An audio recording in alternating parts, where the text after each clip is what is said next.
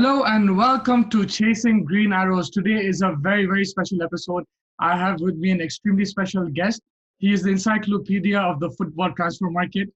He's the biggest and most reliable source in the football industry. Fans all around the world wait for him to tweet the words, "Here we go." I have with me world-renowned sports journalist, Mr. Fabrizio Romano. Welcome to our show, Fabrizio. How are you doing? Hello, my friend.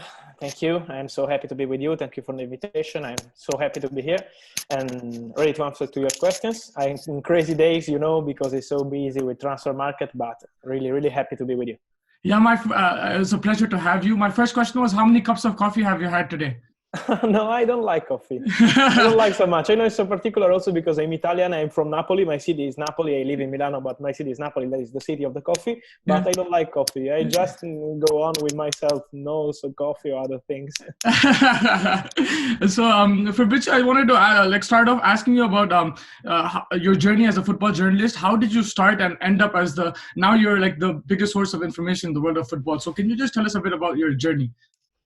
Yes, I started when I was 17. I was so young and I always had the dream of working in journalism because I always loved football. So I started in a small website here in Italy to write about football I was studying. So I studied when I was so young just to write, to start something in journalism.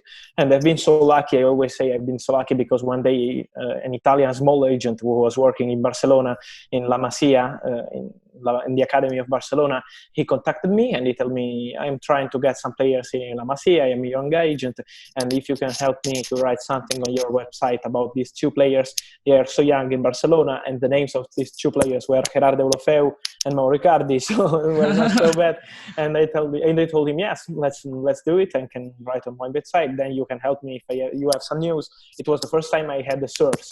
So I was so young and it just started like this. And then I broke the news when Icardi arrived to Italy to join before Sampdoria and then Inter. And that's how I started, because immediately after I had the contact of Gianluca Di Marzio, who is not an important journalist, for me, the best in the world, but just because I work with him, and for me, he's fantastic. And I just started to work with him on his website. Then immediately after on Sky Sports, I had the opportunity to arrive on Sky Sports. I was 19, so I was so young. And that's all. Then when you arrive with Sky, you go on another level, obviously, because you have many contacts with the club, with the agents, and that's how I started. I was so young, but I always had a dream to work in football, to work in the transfer news, because I always appreciated the transfer news world more than football on the pitch, I have to say. Obviously, I love watching football. I love football matches. But for me to work with myself, I prefer to work on transfer market. Everything can happen. Expect the unexpected. This is a jungle, I always say. So I like it more than working like on commenting football matches. That's my idea. So you always were into the transfer market. It wasn't like, Yes. you used to do other analysis and stuff of matches, but you were more into the transfer market. Yes, I've always been into the transfer market. Yes, I also do some different stuff also now. Also when the window is closed, also like interviews with the players, with the Guardian, sometimes with 43, also on Instagram. So I like to work also on the direct contact with the players, all the agents or the directors. But yes, my main priority obviously is transfer market. That's great. And what is the daily routine for you when the transfer market is open? Like right now, it's probably the most busy time for you in the year. So, can you just tell us about how a day in your life is during the transfer market when it's open? Yes, I sleep like 5 hours from 5. really. Wow. From 5 till 10. That's my. I know that because you're always tweeting, and I'm like in North America, and I see you like whether it's night or morning, you're always tweeting. Yeah. Yes, I love the night because during the night no one is texting you, so you can organize your work. You can plan the day after. You can read the newspaper because here in Italy the newspapers are coming during the night, like at 3 a.m. So I like to read the newspaper, not just have news, but also not just for checking news, but because in my opinion reading newspaper is important also for yourself to understand what is happening. So I sleep, so as I told you, 5 hours a day. And like at 10, I wake up and I start with my phone, having calls, sending messages, working on WhatsApp, also on social media, because now also the news are also on Instagram. So you can contact, for example, agents or directors also on Instagram. So I try to have always a direct contact with the people who are involved in transfers. And obviously, I always share my news, not just on social media, what has been so important, because the last 2-3 years, I'm working with myself on my social media, but obviously also with Sky Sport in Italy. So I have some live with them to explicate the latest news, to give the last updates, and also with the Guardian, because they are working with me since many years. So I love to be always on the Guardian team. And that's it. So I spend all my days with my phone, and sometimes if I can, I also go around the city. I don't know if you watched the video with Bleacher Report 1 year ago, Yes, when I I saw was that. going around the city, and that's my life, because always I try to be in the hotel, in the restaurants, because you can meet new people, you can make new contacts, and this is so important, not just to find news, but also to meet new people, because my work is 100% about the relationship you have with the people. Yes. Yeah, definitely, and that's what I wanted to ask you. Like, how do you like build and then maintain your relationship with with clubs, with agents? Because it's something, even when the transfer market is closed, it's something you probably need to work on because Yes. they trust you, and you have to build that trust in the beginning, I think, right? Yes, absolutely right. You are absolutely right, because also it's important to have the contact also when the transfer window is closed, because if you call an agent and you just call him to have a news, Yeah. and then the day after you forgot about him, you are on the wrong way. You have to respect the people, to understand the transfer market is like the real life. If you call someone just on a birthday, he's not a true friend.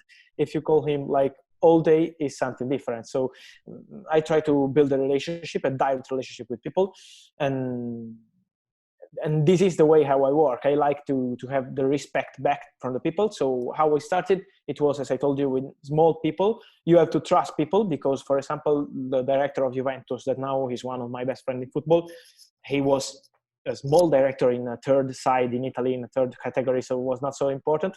And I always had a good relationship with him, and now he is the director of Juventus. So you have to give respect to everyone, to have a relationship, a direct relationship, and to respect people, because in my work is so easy. Sometimes when they tell you some news, you want to break the news and you give the news immediately, then you create a problem to this person and he's not going to talk with you more. Then I try always to risk. Sometimes they tell me, Fabri, don't give this news for 2 days, I need time. Okay, say I have the risk to lose the news, but I prefer to lose the news and give it like 5 minutes later than another journalist, but to have the respect of my source. So the next time I will have the news. So it's all about the respect. This is the key. Yeah, that's an excellent point. And Fabrizio, what is like your job? Probably there's a lot of pressure and stress. Like, even though it's your passion, there's a lot of pressure and stress. What is the most challenging aspect of your job? Well, for sure, the pressure is enormous, Yeah. obviously. Also, I know I decided this by myself, because I try to cover how many transfers I can. So I know that I did this to myself, because I decided it.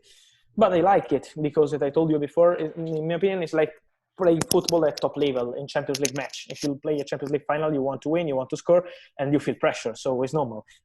I like it. I always have to say that I don't see transfer market as a race. So I am first, you are second, I am better than other journalists. I don't like it.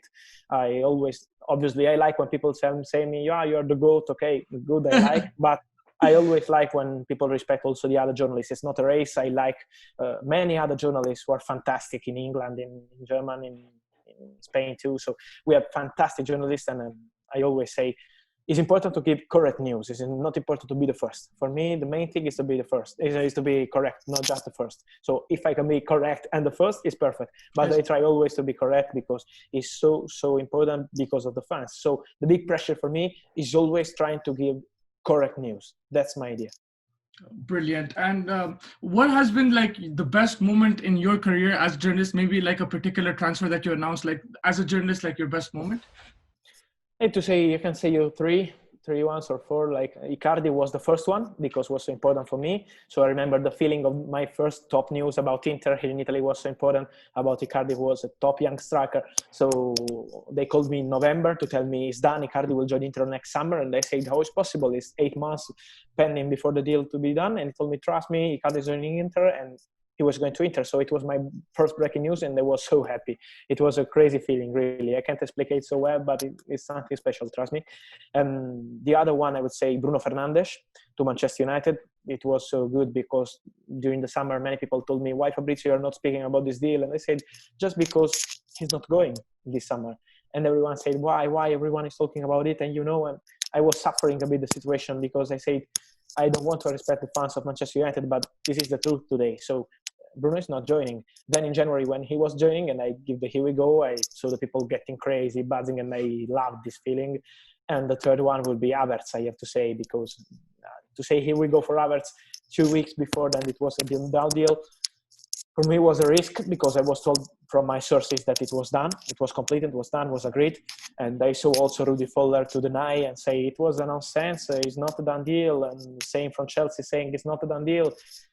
And the feeling is particular because my source told me trust me, and was a trustworthy source, 100%. I said okay, I'm convinced, my yes, the deal is done, and it was done. So I was so happy also with ours. It was a good feeling. I have to say also Luis Suarez to Atletico Madrid, the last one I just tweeted, here we go, some minutes ago, was a big news in my opinion, because 5 days ago no one was speaking about Atletico Madrid.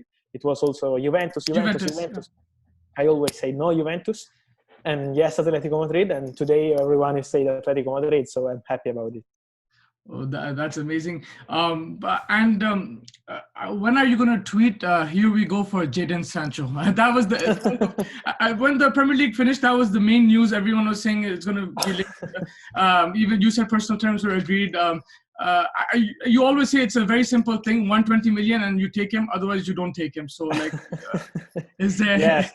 I have to be honest, I don't know what will happen because it's up to Manchester United. They have the agreement with the player. They have to decide if putting this 120 million euro or not. So it's just up to the club. At the moment, we just have to wait and to see what Manchester United will decide. I would think that if Manchester United will sign Jadon Sancho, they will not have any negotiation because Borussia Dortmund always say they want 120 million euro. So no negotiation at the moment, or they put the money or they lose the player. So it's about Manchester United decision.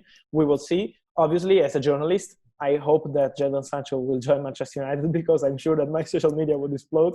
So I would be happy. It was so close to be a done deal in July because they were really, really close to find an agreement. Then Manchester United changed their position about the add-ons, the installments to pay the player in 4 and 5 years. And it was something that Borussia Dortmund won't accept. So that's why the situation changed. Now we are in standby. They have the agreement with the player, but now it's up to Manchester United. We will see. But I hope for Manchester United fans that, as all the Premier League fans, they are fantastic. Really, in Premier League, they have a different passion about the transfer market. And I hope they can sign Sancho because they deserve a big move like this. So as Chelsea had Havertz, as Arsenal had also many other good clubs, also Tottenham with Bale. All the top clubs are doing something fantastic in Premier League. I hope for Manchester United they can get Sancho after having Van de Beek, who in my opinion is a fantastic player. Are you surprised they didn't close the deal despite lack of competition? Because you saw with Rulokhan, Spurs came in, they were interested and they got the player instead of United. Over here with Sancho, there was no competition. It was only Man United. Are you surprised that they couldn't close the deal so far, until now? To be honest, yes, because in July they were so close. So I was expecting Manchester United to have the player in August. Then it's normal. You have also to consider on the other part, to be fair to Manchester United, that we are talking about the summer, a crazy summer because we had the virus, the clubs have the stadium closed, so they can have any money. They are losing a lot of money from the stadium, from the fans, from the merchandising. So it's normal in the summer. Chelsea have a different situation. They had transfer market stopped for 2 years. So now it's normal after the ban to sign new players. For Manchester United, it's different. As for Barcelona, Juventus, Real Madrid, they are not signing any players. And also clubs are having problems this summer. So I think it's normal. You can't get a player like Sancho for 120 million immediately, but we will see what they will decide through and if they can sell some players the next days to try again for Jadon Sancho. Yeah, and Fabrizio, just on the topic of Manchester United, do you think a director of football will help a club like that? Because it is COVID, so it is difficult to spend money. But we've seen Liverpool, we've seen Tottenham, we've seen Chelsea, Man City. Everyone buy players. United have got Van de Beek, but they're struggling to. They have some weaknesses, like we saw in the first game of the Premier League. So do you think a director of football will help them improve, make these deals? I think it's not about the director of football. I have to be honest. I think the problem is not in the board, in my opinion. Okay. I see many people are angry with the board. It's normal. When you get players, you are happy. And when you don't get players, you are angry. So it's part of football and of transfer market. It's normal. But in my opinion, this is not the problem. The problem on this summer is that Manchester United changed the strategy on last year's. They decided to sign their top target, Wan-Bissaka, Maguire, Bruno Fernandes. We go for top targets as for Van de Beek, and we want to take the top target, not the backup option. So that was their mentality. They were ready. I'm convinced 100% that without the virus, Manchester United already signed Sancho this summer. 100%. They had Sancho in July or in August, so I'm sure. The main problem this summer is about the virus, because losing money obviously creates a problem. Creates a problem also to sign top players and to sign top targets. For Van de Beek, they have been good. To sign him in 3 or 4 days was a so quick situation. So they have been so good in this situation. For Sanchez is different. And the main problem is that you are talking with German clubs. all over club. I'm convinced if Sancho was in Spanish club, in Italian clubs, they've signed him easily with no problem, with installments, with loan, with buy option. I don't know, with a different way to sign the player. With German clubs, you have to pay. If you don't pay, they keep the players because they are so rich also during the virus. So that's why they have the problem. Also, if you have a sport director, I don't think that the situation with Sancho this summer will change. Okay, that's really interesting. Fabrizio, like I want to talk about price inflation in terms of English players. When English clubs go for somebody like a Harry Maguire or like an English player, the price is jacked up. He went for 80 million. Someone like Van de Beek went for 40 million. I'm just giving you an example that came top of my head. But why do you think this price inflation exists for English Premier League clubs when they go for an English player? Is it just like demand or? Yes, it's demand. I think it's also part of the game. It's the same, for example, for German clubs when Bayern Munich want to sign some player from Borussia Dortmund or Bayer Leverkusen, or in Spain, if Real Madrid and Barcelona want to sign some player from Valencia and Sevilla. It's part of the game, in my opinion. When you see the top club in your country who want to sign your player from the same country, it's part of the game. As for Maguire, as for Wan-Bissaka, for many players, but it's not just about Manchester United.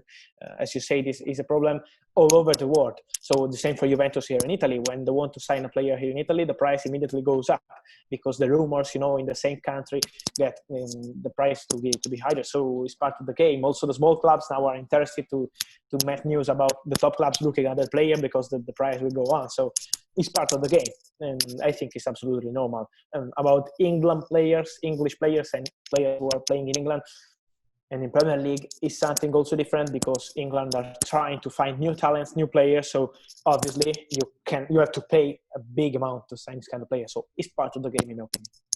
Yeah, Fabrizio, your thoughts on the financial fair play, because City were banned from CL, but now from the Champions League that got overturned. Chelsea had a transfer ban, but now they came out and splashed a lot of money this summer. So, your thoughts on the financial fair play? There's a lot of debate about that. Yes, and this is a good question because, in my opinion, it's not so respectful. But it's not just about Manchester City. I also think to Paris Saint-Germain. I also think what happened in other countries like Spain years ago with other clubs. So we can't understand. I have to say, as journalist category, what's happening really with the financial fair play. Because in this moment, we see crazy things in other countries. And we also see Paris Saint-Germain for many years signing any kind of player and they never had a ban. So, for example, they signed the same summer to sign Neymar and Mbappe, something crazy. You can say how they have sponsor, as Manchester City said, but this is not the right way, in my opinion, to have an equal football in future. So they have to change something because, for example, here in Italy, many clubs are having problems with the financial fair play, and they can sign the kind of players. We can see clubs like a part of Juventus, who have a different way. We can sign other clubs to sign top players. So that's the main problem, I think, in financial fair play. They have to clarify about the rules, about the sponsors, because many top clubs now something is changing because you can see Paris Saint-Germain are not going to buy 100 million players in 2 days. But we have to clarify about the rules because at the moment it's not so clear what's happening with the financial fair play. Yeah, it's pretty vague. And moving on to the transfers, you already said that here we go for Luis Suarez, so he's going to Atletico. For Arsenal fans, there's Aouar and Thomas Partey. Updates on that, and also for Samito to Wolves. And Koulibaly to City, these players. Yes. About Semedo, the deal is absolutely done. They have been seen also the paperwork today. So tomorrow he will be in England. He will have medicals. He will sign. So Semedo is a Wolves player for 35 million euro to Barcelona. So this is a done deal. About Koulibaly and Manchester City, they are still in talks. Manchester City are considering also Koundé from Sevilla. They have many options also because they don't have any agreement at the moment with Napoli for Koulibaly. Napoli wants 75 million euro. There are talks about Paris Saint-Germain. They had some talk with this agent, but there is nothing advanced at the moment. Napoli have not received any bid from Paris Saint-Germain. So we have to see what will happen about the situation of Koulibaly because, in my opinion, he will be one of the most hot situations in the last 2 weeks. And you also asked me about Arsenal. And they are trying to sell players. They are trying to sell players because like Kolasinac, like Torreira, they have many players to sell. And if they can sell players, they can try again to sign a midfielder. So the first choice is always Aouar, as same as Partey. About Partey, you have to pay the close or nothing. Atletico Madrid have this mentality. So if you want Atletico Madrid players, you have to pay the close. And about Partey is 50 million euro. So at the moment, there are no negotiations because Atletico Madrid told to Arsenal, if you want to play, you have to pay. But I think after selling Morata to Juventus, Atletico Madrid won't sell any other player, any other top player. So we have to see what will happen with Thomas. About Awar, the valuation is 60 million euro. So it's up to Arsenal if they do another bid after the swap deal with Guendouzi, Julian turned down. We have to see on next week. If they can sell players, I think they will try again for one between Awar and Partey, as it's so difficult to sign both on this summer. Okay, and the likes of Everton, Chelsea, even Leeds to a certain extent, they've had a great transfer market. In your opinion, which club in the Premier League has had the best transfer market so far in this pandemic? You have to say Chelsea. They Chelsea. did something. Yes, it was similar like Football Manager in my opinion. It was crazy. I was expecting a good window for Chelsea, but not this kind of window. This one was crazy. Really, they signed top players, experienced player like Thiago Silva, who in my opinion can play, is fit to play also in Premier League at top level for the season. They signed top talents like Havertz, like Werner, like Ziyech.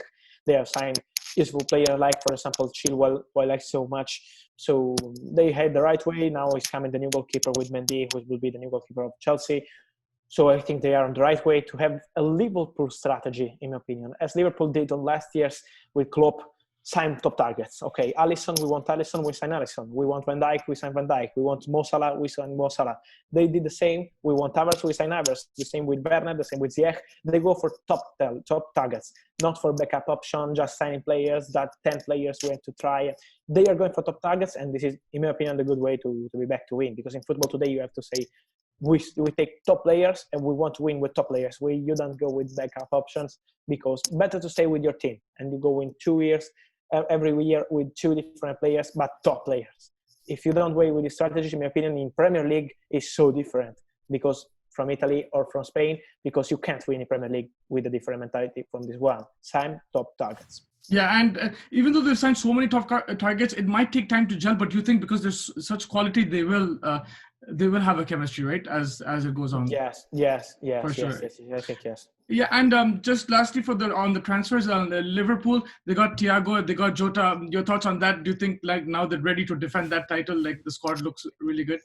Yes, they are ready to defend the title. I always say that if they sign Thiago, they can win the title, and they signed Thiago, so I think they are the favorite. Yes, they have a top strategy, they have a top board, they have a top manager, they have top players. Thiago is a fantastic midfielder.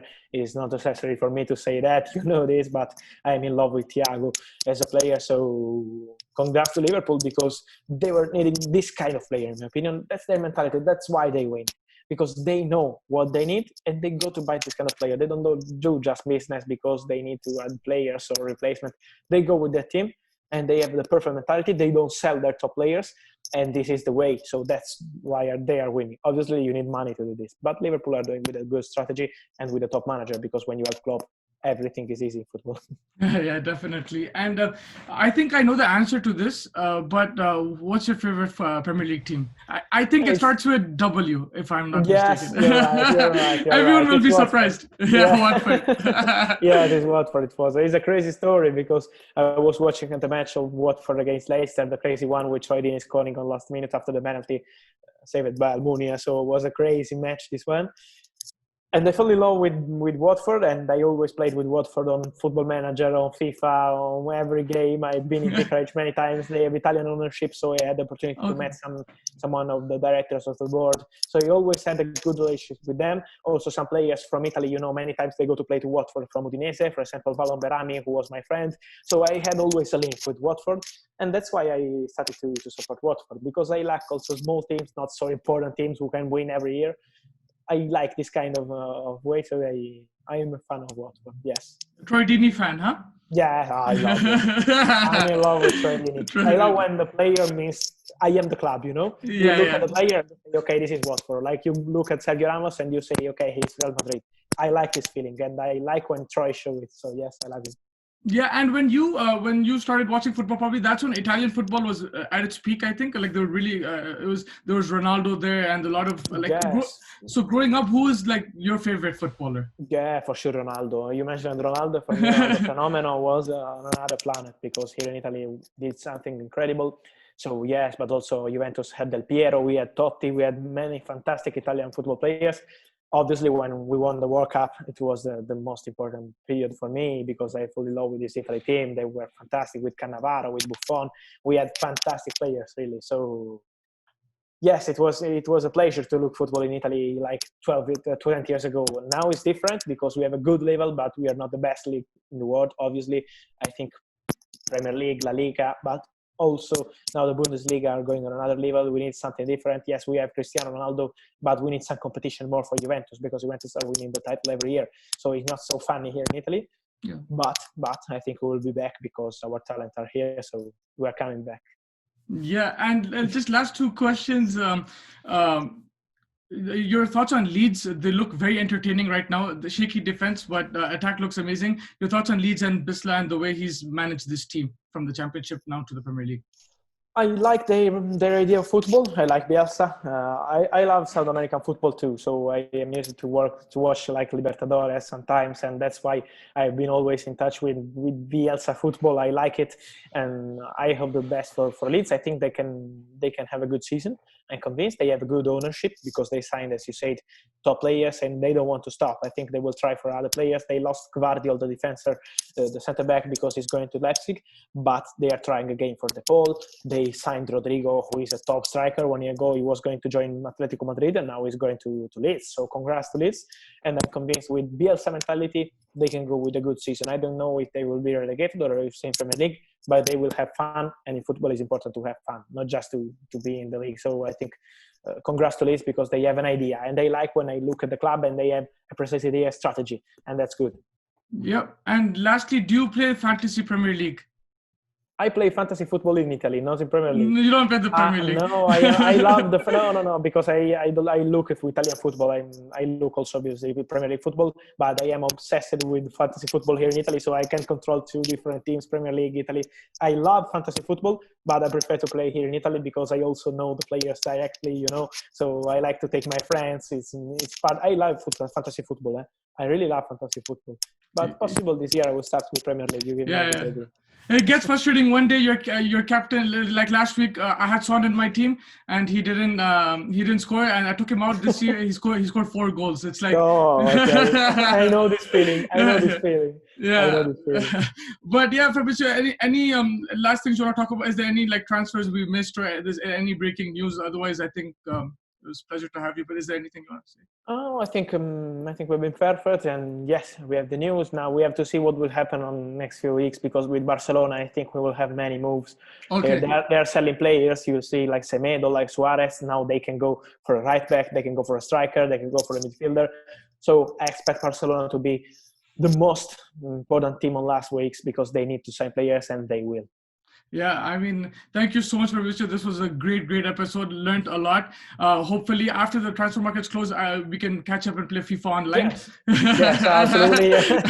But we'll catch up as well we will stay in contact. Don't worry. We'll stay in touch. And thank you so much for your time. I really appreciate it. Best of luck with everything. Thank you. Make sure you play some FIFA and think when you're stressed out. I always play FIFA. I always play FIFA. During the night, between 1 and 2, I play FIFA because I have to go off with my phone, with my head. Then immediately I come back with transfer news. Thank you so much, and hope to see you soon. Best of luck. Take care. Thank you, my friend.